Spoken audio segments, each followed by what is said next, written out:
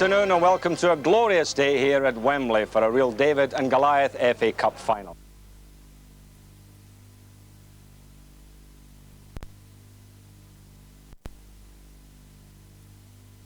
Yes, they are my side today. Well, you did actually tip them, if I remember, early in the season. As you know, my two tips were Nottingham Forest and Wimbledon, and by some sort of a miracle, Saint, Wimbledon have got here. I like the tip for Barry, I like that. Oh, you're impressed with that, aren't you? Yeah. Well, Jimmy and I are standing out here in the sunshine inside the Celebrity Bar, no doubt, with a few guests lined up and a few bottles of champers. That lovely couple. Say that again. Jimmy Tarbuck and Gloria Honeyford.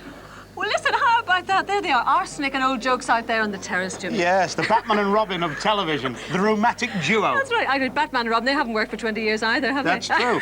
Well, we've got so many stars here today, ladies and gentlemen. It's like open day at the Betty Ford Clinic, isn't it, Gloria? They have come from all four corners of the bar, don't you think so, Jimmy? They certainly have. Let's see, we got David Frost. And we've got Rod Stewart. Rod Stewart. Sailing. Bobby Moore. Eddie Grant. Lloyd Honnigan. We've got Gordon Thompson from Gordon Dynasty. Thompson from Dynasty. Yes. Is it one of your favourite shows, they tell me? Well, I'll tell you. The shoulder pads, you know, I've got the shoulder pads from Dynasty today. Yes, but it's going to be terrific atmosphere at the bar. Wonderful. All right, over now to Mr. Ian St. John. Tell you what, they got Murray and Shandon there as well, haven't they? Look in the business. Well, of course, this final we hope will be all about action, and Jimmy and I have plenty of that coming up later. But I can assure you there's plenty of punch in what we have to offer from now right up until kick-off time. We've Iron Mike Tyson, the undefeated heavyweight champion of the world. Can he handle the overweight champion of ITV Sport? It's Tyson against Greavsie coming soon. We're on the Liverpool coach as they head for Wembley looking to clinch a second league and cup double in only 2 years. Martin Tyler is our man with the Super Reds. We join football's elite at the Bell's Manager of the Year lunch at the Savoy. And it's from there, cup final managers Kenny Dalglish and Bobby Gold join in Muro's Memories by Muro's touch of Wembley nostalgia. And it's loads of money time at 1:25 as Harry Enfield makes a special cup final appearance. And look out for Stavros a little earlier. Well, last year, Daley Thompson was a star of the Calibre Challenge. Who will be victorious today? We've David Frost's Wimbledon Dons against Jimmy Tarbuck's Liverpool Reds. Well, James, you've met Tyson before, Big Frank Bruno. I did. Any tips for the big fella? Yes. Don't turn up, Frank. Well, Frank's coming later, be careful. Oh, yeah. Oh. All right, now, that special Greavsie report with Mike Tyson's come up later, and we'll be joined, as I said, by Big Frank in person. But for now, let's concentrate on the football. And as kick-off time gets ever nearer, the players' nerves naturally get a little tighter. But how have both camps coped? Well, time now for us to join our men with the teams, and first, it's Martin Tyler with Liverpool. Liverpool have been at their Watford base since Thursday, keeping their competitive edge sharp in the games room. It's the same hotel they stayed at when they won the double 2 years ago. Peter Beardsley wasn't part of that, so he was up early this morning, excited and looking forward to his first FA Cup final, with all the trimmings. Yeah, I just can't believe it, you know. Princess Di, obviously she's something special, and I think the lads are more excited about meeting Princess Di than they are about the game at the moment, but obviously once 3 o'clock comes we'll be ready and looking forward to it. I mean, you are 4-1 on to win this cup final. Does that give you a problem? No, not really. Obviously it can be dangerous, but we'll give Wimbledon the respect they deserve. I think a lot of people will find it hard to believe that you Liverpool players don't know what the team is going to be. Can you confirm that Kenny Dalglish hasn't told you? Yeah, that's right. I think if the two lads hadn't got injured midweek against Luton, I think he would have named the side. But obviously he keeps it to himself, and we'll find out probably 10-2 when we arrive at the ground, and I think there's a few lads a bit nervous at the moment, wondering what's going to happen. Peter, I know you'll get a shirt. I hope I will. I hope it's not number 13. So these shirts won't be handed out until around 2 o'clock. Only then will the Liverpool players know the team. But two of the nicest guys in the game, Gary Gillespie and Nigel Spackman, will be hoping that they do get Kenny Dalglish's support despite the stitches still in their head injuries. We'll have more for you from the Liverpool bus when they travel to Wembley. Join us for that. Well, it takes more than a cup final to disturb the Saturday routine around Wimbledon SW19. You probably need World War III or the equivalent. It's a time for oiling the golf swing, walking and watering the dog. Absolutely super day for a jog over the common. That wasn't Vinnie Jones, was it? On your bike. Well, Wembley's the other way, as a matter of fact. Excuse me, dear. Good morning. I'm sorry to interrupt your walk. I'm just wondering if you know what day it is here to do with sport. Do you know? What's happening today? Well, there's running in here. It's always Saturday and Sunday. And more Sundays are running. You don't know any big sporting occasion that Wimbledon might be involved in today? No, I don't. The Wombles players have spent the night in a hotel on the common. Don't think nobody cares. Wimbledon might not have sent the locals wild. At least somebody loves them. How long has he got on there? Well, nice to get in from that sun, I'll tell you. Now, as you can see, both teams are raring to go. And also raring to go, the teams from the Calibre Challenge match I was talking about earlier. It's Tarby's Liverpool Reds against Frosty's Wimbledon Dons, with both captains, it appears, having some ringers on board. Hey, well, here at the bar, we've got two of the all-time greats of football with many, many happy memories of Wembley, the great Bobby Moore and Terry Neal. Let me ask you something, lads. Out there in that heat today, what will it be like, Bob? Oh, it's going to be difficult today. I mean, it's a beautiful day for playing, but I mean, it's going to be very, very hot. I think, you know, apart from the pressures of the actual game and the tension of the game, I mean, mentally wise as well, it's a very, very demanding occasion, and with the heat and that, I mean, it's not going to be easy for them. It's not going to be easy at all. You've played in that type of condition, Terry? I've just been sitting out in the terrace, and it's warm there. I think I'll take my jacket off in a minute. It will be, it'll be stifling. There's no air down there. It's a perfect day for playing golf, but for working for 90 minutes out there, whoa, I remember you telling me once that you played in, I think it was Mexico, in, well, heat hotter than this, but you lose about 7-8 pounds? I mean, in the 1970 World Cup in Mexico, when we played Brazil, we played them on a Sunday and we kicked off at noon. And I mean, it was a very, very hot day indeed, something, you know, in the region of 100 degrees. And I think about 3 or 4 of the players in the team lost something in excess of 10 to 12 pounds. I mean, even slim lads like Martin Peters, who was carrying no weight at all, lost 7 pounds in weight. I mean, it's just basically dehydration. And it might just give us a favour now. I'm wondering what I'm going to lose out there this afternoon in our little kick around. Yes, of course, a great thrill for me to tread Wembley for a wonderful charity and that, but it must be one of the greatest stadiums in the world, isn't it, lads, to play your trade? yeah, and especially today. You know, this is a marvellous day. The problem is that, you know, when you're involved in it, it's business as usual. Sure, yes. You've got everything to enjoy, but you've still got to get on with the business. You know, it's super, super day and something that, you know, no one can ever take away from you. Obviously, Bobby, the World Cup final was your special memory, but the West Ham and Fulham Cup finals that you played in? Yeah, I mean, I think any cup finals that you're involved in are marvellous, but I mean, irregardless of whatever happens, you know, domestically, this is still the glamour showpiece of the year, and it's one thing that people always look forward to, irregardless of who's playing. And as I say, the occasion will always be something very. And really, if you wrote this script today, fairy tale, Wimbledon in the league for like and then you know the mighty Liverpool. The games, well, I've got a funny feeling about Wimbledon, Jim. Thank you very much. Never mind what he says. It's there. I've had that on me since I was a little boy. Going to hand back now. I think is it to the Saints? All right. Okay, thank you very much. What about the hat, James? That's some hat, that, isn't it? Look, to read it properly, you have to turn it upside down. Wimbledon FC.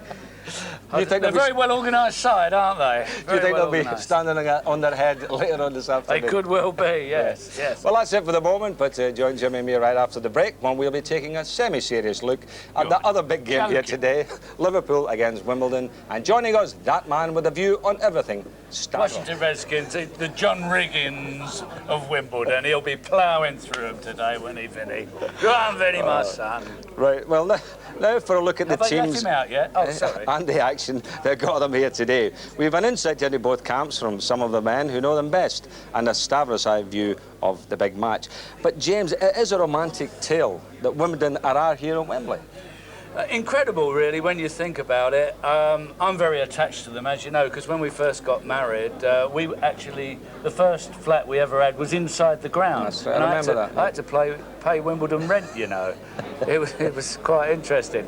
And because I knew all the lads, and they were an Isthmian League side then, and would you believe that they actually won the cup, the FA Amateur Cup, in those days here at Wembley. So this is not their first appearance. They had a very, very useful team. They had a great side as an amateur team in those days, and Eddie Reynolds, who scored there, he actually scored all 4 goals with his head.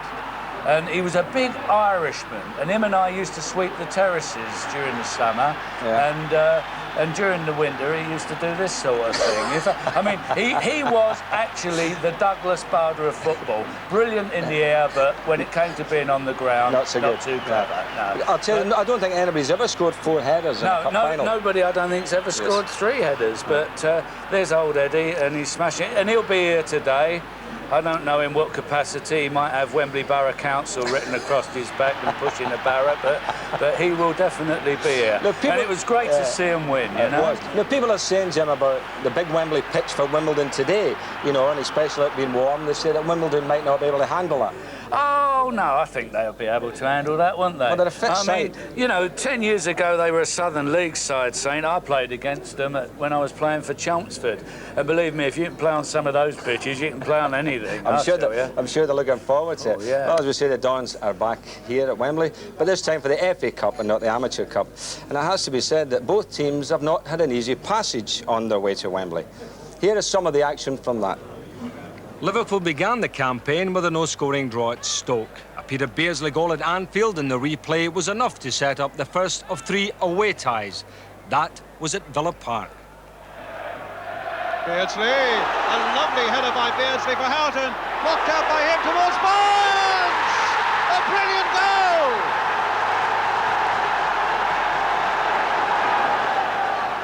Evans, Gallagher, Edison. Houghton. Ball touched by him for Aldridge. Beardsley's waiting in there.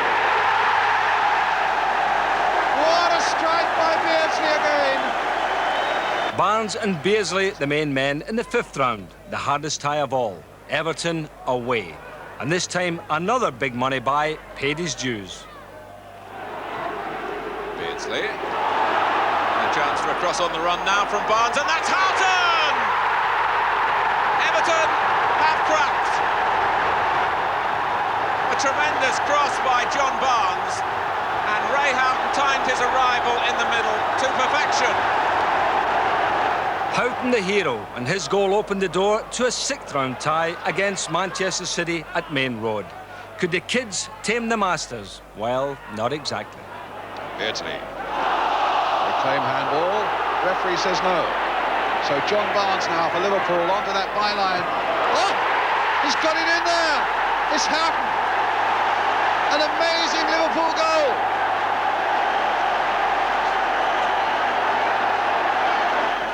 Craig Johnston. Well, this can kill it off. He's going all the way. Stopped by Lake and a penalty given. City unhappy about that. They felt that Lake had played the ball. They're complaining to referee Alan Gunn. So Peter Beardsley, 8 in the last 11 games he scored, 12 in all this season. With a chance to make it 2-0, and he does so. 2-0 for Liverpool.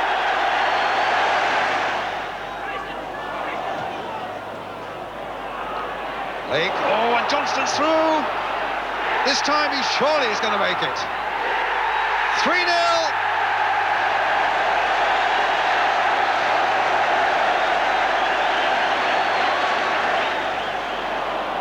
And here's Barnes. He's got Johnston and Beardsley up with him. Beardsley away on the left. City with 5 defenders back, and here's John Barnes. This could be number 4. It is. In the semi-finals, it was Cloughie's young men in opposition. A league victory the previous week had Forest hopes high, but suddenly the double was on. Free header for Gillespie, and a crisp touch by Beardsley to Steve McMahon. Barnes stretching ahead of Chettle, he's got in behind him, and Chettle brings him down. It's a penalty to Liverpool with only 13 minutes gone. and a straightforward decision for referee George Courtney. Barnes fell by Chettle. Aldridge scores without any trace of nerves. Beardsley. Barnes. Beardsley back to Barnes again. And Aldridge! A magnificent goal! Beardsley, Barnes, Aldridge, simply unstoppable, and Liverpool with 1 foot at Wembley. Crosby winding up for another long throw. Wilkinson, Grubble are in trouble. A goal, Nigel Clough. His first goal in the FA Cup. His first goal against Liverpool. 2-1 now and still 23 minutes to go.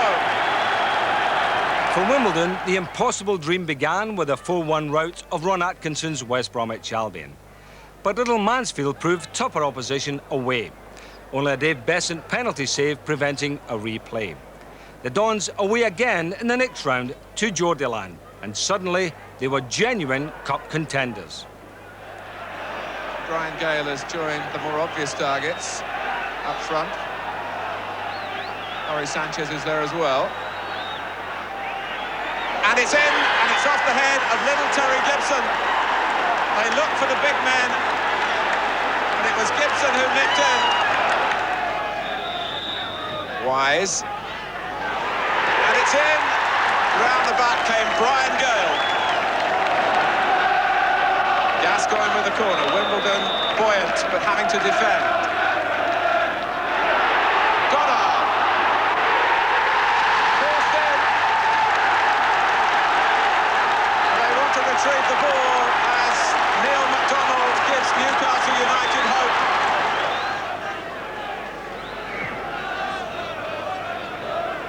Oh, it's a cruel bounce for Jackson. Fashion! My word, he'll take a bow here. Well, no love lost at St James's Park, nor at Plough Lane in the 6th round, where the opposition was Watford, the team who had just sacked Don's old boss, Dave Bassett. Broken up by Gibbs.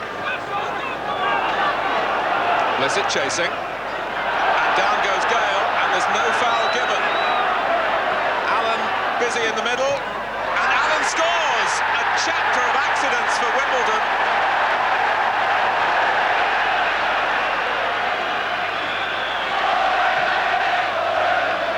Young has equalised! A marvellous bonus from the substitute defender.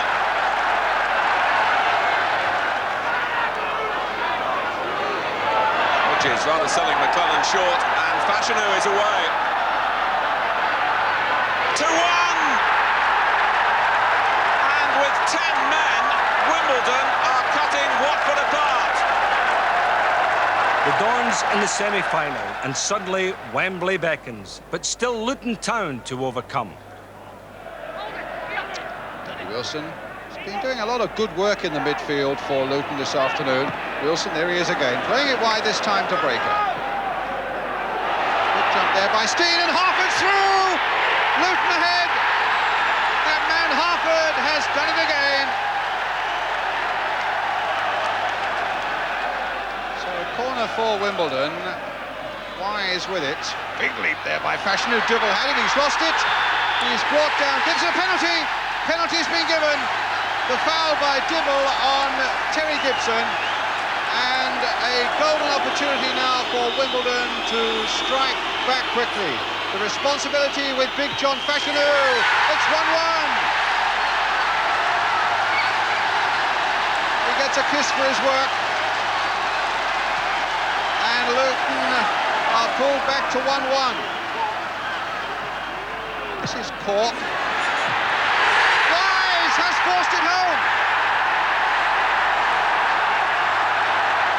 The little man has put Wimbledon 2-1 ahead as they engulf their manager Bobby Gould, and Wimbledon are on their way to Wembley. Yeah. Well, they certainly had hard roads to Wembley, Jim. They have, yeah. I'm delighted to see that you're wearing the Liverpool Well, hat. I thought I would wear it because I didn't realise, but they're the other team that's playing here today, aren't they? So that's to remind you. How's the champagne, by the way? Very good. Coffee's cold.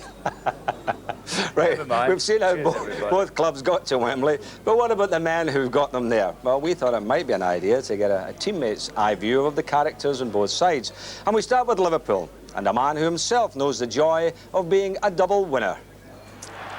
Mark Lawrenson's name's missing from the Cup final programme because of an injury that finished his career a couple of months ago.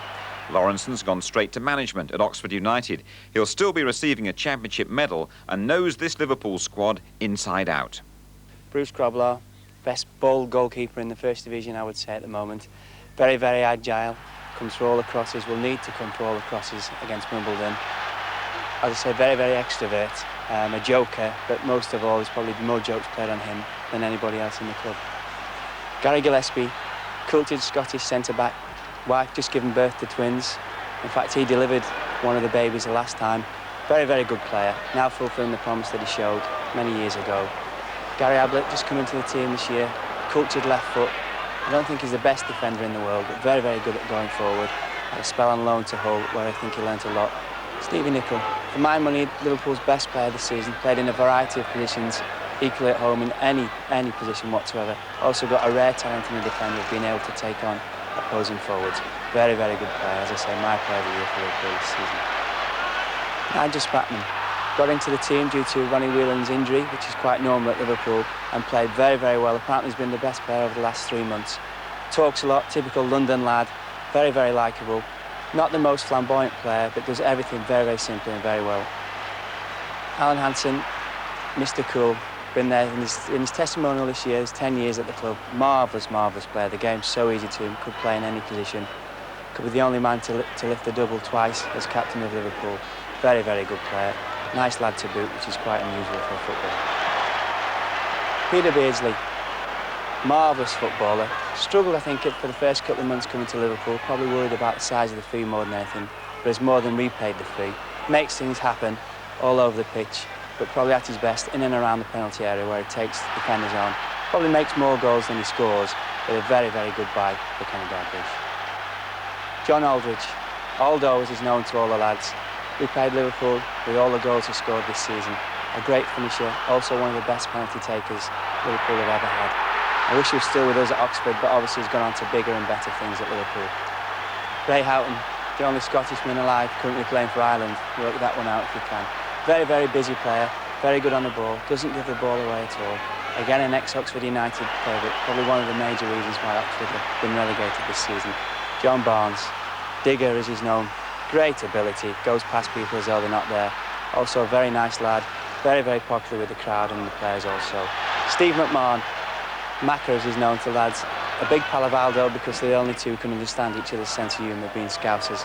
Done very well this season, got into the England team and deservedly so. Craig Johnson, Rue as he's known to all the lads, threatening to leave to go to Australia.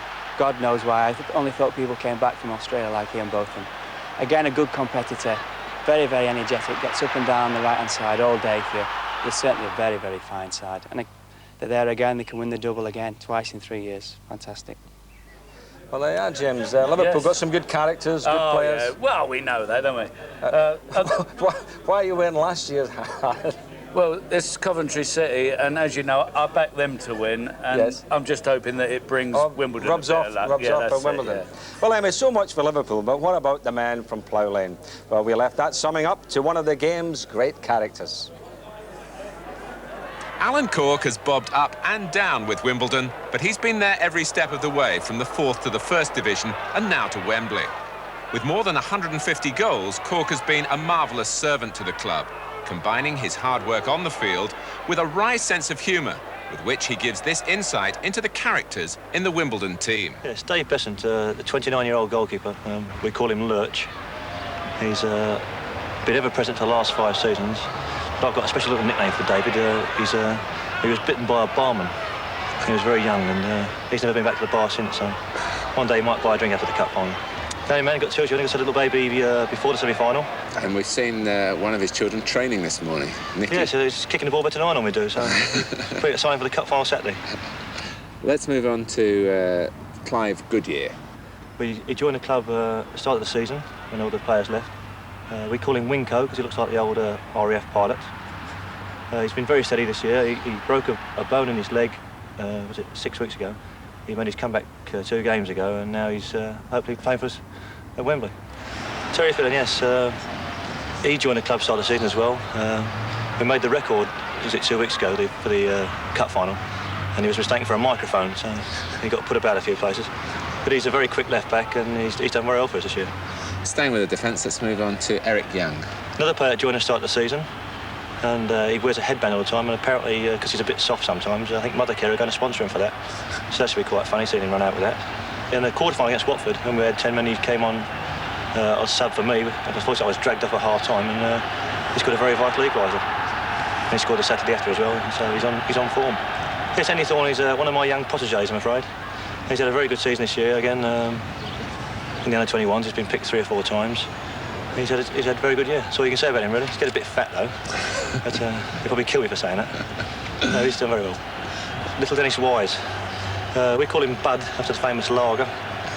He's the player of the year this year, and he's the most improved young player, I think, of the whole league, I think, really, because he's had such a good year. He's scored some great goals the last few weeks as well. Well, you can give him his credit, really. You can't really abuse him today. Laurie Sanchez. He's taken over the role of depressive from me. Because I've had this tag around my neck for about 8 years, this place now, and he's now taken over, because whatever you say to him, it's always wrong, and he gets depressed about it, so he's now the new depressive. But he's had another player, had a good year for the club. I think he's been here 4 years, and he nicks the odd goal now and then as well. Dare I ask you about Vincent Jones? Yeah, Vinny Butcher Boy Baby, as we like to call him. Yes, a very unassuming young boy, you know, don't often hear a lot of him, do you, really? So he's done very well for us. He's another player he's only been with us for like 1.5 years now. But yes, he's learning his trade. He's doing quite well. Terry Gibson holds the world record for eating a box of crisps going on an away game. So he's got a little bit tubby like, but he's done very well for us. He's got a bad knee at the moment, bad hernia, and he's the cripple of the side. He's scored some important goals for us the last couple of games, and he's kept us going. And hopefully he'll be all right. But I'm a bit worried about if we go past the old hamburger stalls and the Chinese takeaway, because he'll be off the bus and picking himself, because he likes a bit of food. John Fashanu, yes. He's had a magnificent season for us. Over 20 goals. I mean, a lot of people think he should have scored 40, really, but apparently his wallet was weighing him down in his back pocket, and he couldn't run any faster. But that's just a vicious rumour, I think. But, and that brings us, of course, to Alan Cork. Now, what can you tell us about him? Yes, well, you know, this young 23-year-old, slightly balding. Yes, I've had a good 10 years at the club. I enjoyed myself for 10 years, and hopefully now if we can have a good result on Saturday, it's my first medal for the club in 10 years. Tremendous, Jim. I mean, what you notice, there's a lot of big lads, and they've got a tremendous team spirit. They're big, they're strong, and isn't it getting warm in here, saying that? I've killed 2 tigers already. But they are a good, strong side. There's no doubt about that. No doubt about it. But the really amazing thing is that Wimbledon are here at all when you consider only 11 years ago they were still competing in the Southern Premier League, something our next guest remembers very well. Dave Arry Bassett is the man who developed the Wimbledon way. As player and manager, he rode the roller coaster from Minehead to Man United. Tomorrow his Sheffield United side are in the playoffs, but today at Wembley, he's ITV's special guest. And he hasn't forgotten those early days. Well, they were good days anyway. I mean, we were still playing the long ball in those days in the Southern League. No, I mean, they were good days. We were a part-time team. We had some ex-Wimbledon players, and I came there with some Walton and Hersham players at that particular time. And we'd had 3 years of tremendous success. We won the Southern League title 3 years on the trot. We played Burnley, who were 3rd in the First Division, and won there. And then we had 2 great games against Leeds, who were then top of the tree. We played Middlesbrough when Jack had just got them in the First Division. So we'd had quite an interesting period. It's just interesting to see where Wimbledon are now, and those teams are now. Even Wimbledon's critics, and there are a lot of them, say, well, there's one thing you can't have a go at, and that's the Wimbledon spirit. It's almost a sort of anarchic spirit there, isn't it? It seems to me that whoever can top any action or any deed, anything goes, really. Well, it is. It seems like that. To be fair, it's sometimes like all these things, they get exaggerated, and obviously stories get exaggerated about what Wimbledon do. They are a boisterous lot. They've had some great times, and I've had some tremendous times there. And obviously they may be a little bit more boisterous than the average professional players, but they are professional when they play. Now, if there's one player out there in the final that you really feel close to, it's a guy who you played with in the Wimbledon side, Alan Cork. Yeah, well, Corky probably still thinks he's not going to play until he actually appears on the pitch. He's a manic depressive Corky. He's the only one I know who's got his testimonial on Monday who thinks they're going to lose to Liverpool and nobody will bother to turn up Monday. No, he's been a great servant for Wimbledon, and he come from Derby, and Tommy Dock did us a favour by telling him he was useless and got rid of him. If you had to put your finger on the reason why Wimbledon have achieved